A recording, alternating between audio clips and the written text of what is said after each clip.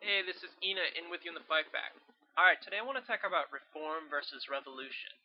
And if you've gotten involved in communist or socialist or revolutionary politics of whatever sort, this debate comes up. And it comes up in various forms and various guises.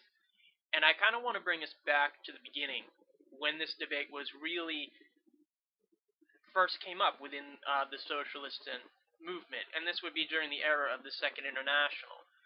And the Second International was an international of socialist parties throughout pretty much Europe or Western Europe and the United States. And these were mass parties that were developing at the end of the 19th century into the early 20th century. And the strongest parties were in Germany, Austria, there were others in Italy, France, Spain, to name just a few countries, even the United States. And these parties were getting millions of votes at the polls. They were electing parliamentary deputies, and it seemed like socialism was this irresistible force that was developing in Europe. And the parties contained, despite the fact that they were committed to revolutionary socialism, they contained diverse elements. There would be outright reformers in the parties, for instance, Edward Bernstein or Jean Jaurès. On the other hand, you'd have people in these parties, for instance, like Eugene Debs, Big Bill Haywood, Vladimir Lenin, Rosa Luxemburg, Antonio Gramsci. And these people were, they all claimed to be socialists, but their conceptions and their methods were quite different. So as these parties are developing towards the end of the 19th century into the early 20th century and becoming much larger, the questions are arising. And one of the questions that arises is, should these parties focus for the struggle for socialism through existing political institutions, i.e. through parliament or through election campaigns? Is that the way to do socialism? Or should they do something else? Should they engage in extra parliamentary battles at the same time, if at all? And by extra parliamentary battles, I mean stuff like developing mass work, for instance, union struggles. Should they be willing to encourage mass strikes?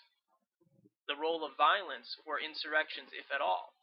And these things, extra parliamentary, can lead to questions of legality. For instance, a mass insurrection by any state's definition would be illegal. But these parties were committed to revolutionary socialism. Should they work for that, or should they just focus on existing institutions? And that's a debate that comes up. And these revolutionary socialist parties, as they grow larger, as they encompass much larger swaths of the population and bring them into political organization, they develop large bureaucracies as they grow. And these bureaucracies, of course, contain paid officials. For instance, party officials, party newspapers. This German Socialist Party had an array of institutions that were almost like a subculture within Germany. And generally, a bureaucrat tends to be rather conservative. They tend to have a stake in the status quo, and they really don't want to rock the boat. They want their institution to stay intact, so they get paid, they have a job. So that's kind of a break on any revolutionary advance. And what else do we have? We also have, in a democratic system, for instance, this would be more France than, say, Germany, which was not a democracy at this period. We have the need to obtain, the Socialist Party see the need to obtain an overall majority in a democracy. And this means they how much should they appeal to other groups, i.e. the middle class, the peasantry, even progressive sections of the bourgeoisie. And this would involve making compromises about the ultimate goal of the socialist movement. For instance, the bourgeoisie would no doubt not want to be expropriated, but they may want to find a convergence on a certain set of reforms. And that's a debate, how much are you willing to compromise? And another thing is, if the socialist parties are struggling for reform within capitalism, they devote, and this means, for instance, I'm talking more about through existing institutions, through elections, through parliamentary battles, through like petitions, or whatever it happens to be, whatever the form of struggle. Almost all their efforts ended up being subordinated to those day-to-day struggles, the movement as it were. And it kind of, although they would remain rhetorically committed to socialism or communism, many of these parties, the goal is very much in the distance. It's a receding horizon. It's not something that's really coming up.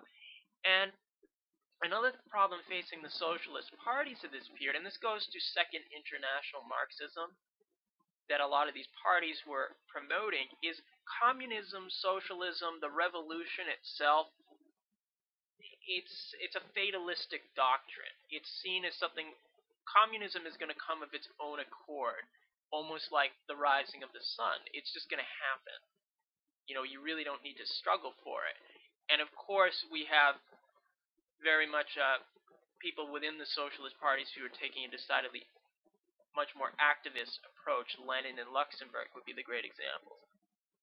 Well, this controversy between the reformist and the revolutionary wings of socialism really, it develops within the German Social Democratic Party, which was the largest of the Second International parties, and was also rhetorically committed to communism, Marxist revolution. And by the late 1890s, the party was growing. It had survived a period of being illegal under German law. And the party leader, Edward Bernstein, released between 1896 and 1898 a series of articles that would later be published in a book called Evolutionary Socialism. And this is the classical work of revisionism. And so if you ever hear the word revisionist, it pretty much dates back to Edward Bernstein. And so revisionist, he sought to revise Marxist doctrine, to update it, to cleanse it of the stuff that really doesn't fit. So what is Bernstein arguing? What's he saying in his work, Evolutionary Socialism? Well, he said, pretty much Marx's analysis, it really doesn't hold water. We're seeing no increasing industrial concentration. This is what he says. He's saying we're seeing really no increasing class polarization. And the middle class is growing, where economic crises are becoming less acute, not more. He's also saying for socialist parties and the working class, well, there should be a steady advance of the working class. We don't need insurrection. That's not the way to go. And the socialist parties should seek alliances with the middle class, the peasantry, and progressive sections of the bourgeoisie. And socialist or workers' power really is just it entails an extension of political and economic rights, which would gradually transform an existing state into a democracy. And Bernstein is pretty much rejecting violent revolution, the concept of dictatorship of the proletariat, and what he's saying is essentially, and this is a famous phrase that originates from him, is the final aim, i.e. communism, is nothing. The movement is everything. The here and now, the everyday struggle. Well, to oppose Bernstein, the great revolutionary Rosa Luxemburg wrote a response called Social Reform and Revolution, where she kind of takes on his arguments. And Rosa Luxemburg says that while capitalism endures, while it exists, its crises, its contradictions could not be subdued. To say otherwise was to deny the communist project. It's to deny revolution. And it pretty much turns Marxism into an abstract utopia, almost an ethical doctrine. And she disputes many of his facts and figures about class polarization and industrial concentration as well.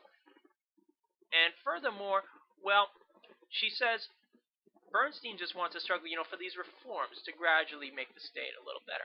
And Rosa Luxemburg doesn't say, no struggling for reform. She says, yes, you need to struggle for reforms in your unions, in parliament. For instance, many states during this period did not have universal suffrage. Not all men or women could vote in some cases. She's saying you need to struggle for that, absolutely. But these would never suffice to abolish capitalism. These reforms would never suffice. The proletariat must never lose sight of its final goal, which was the conquest of power, revolution. And that's different from reforms. And how does the proletariat do this? Well, she stresses, and Rosa Luxemburg was very consistent on this point throughout her life, she stresses the independent initiative of the workers, their self-activity, their self-organization. And pretty much the workers, through struggling for reforms and their struggles, whether in union or parliament, are going to learn through their experience. And granted, they're going to make mistakes, but they're going to learn from it. People can learn, can't they? And of course, you need a democratic organization to do this. So this is Rosa Luxemburg's critique of Edward Bernstein. And in the end, what happened? Well, although the German Social Democratic Party condemned Edward Bernstein, many of their practices ended up pretty much mirroring what he had suggested. And many other socialist parties, although they also condemned Edward Bernstein, ended up pretty much following what he did. And this would come to a head in 1914 when the Socialist International collapsed, and their respective parties would back their respective governments in World War I to slaughter and urge their fellow comrades to slaughter fellow comrades from another country. And pretty much what social democracy is now, at best, and I don't even think that, but let's just give them the benefit of a doubt, is they seek a reformed capitalism. The socialist goal has receded so far to the horizon for many of these parties that it's pretty much non-existent. And Rosa Luxemburg herself was true to communist revolution throughout her life. She took a principled stand against World War I for the communist revolution, and despite her criticisms of the Bolshevik Party and its revolution, she gave them credit for having at least dared, for having tried to bring a revolution. And Rosa Luxemburg herself was murdered in 1919 during the German Revolution by neo-fascists who were under the command of German Social Democrats who did not want a communist revolution in Germany. Now, who was actually more faithful to Karl Marx? Was it Rosa Luxemburg or Edward Bernstein? Well, I'm going to let Edward Bernstein actually answer this, because towards the end of his life, he died, I believe, in 1932, so around 1930 or the late 20s, he gave an interview to an American philosopher named Sidney Hook.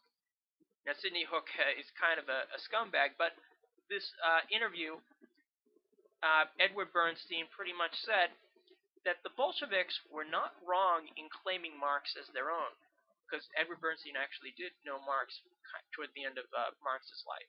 And Edward Bernstein said Marx had a strong Bolshevik streak in him. So, if the father of revisionism is going to say Marx was a Bolshevik, I'm not going to disagree with him there. So this is Ina saying, until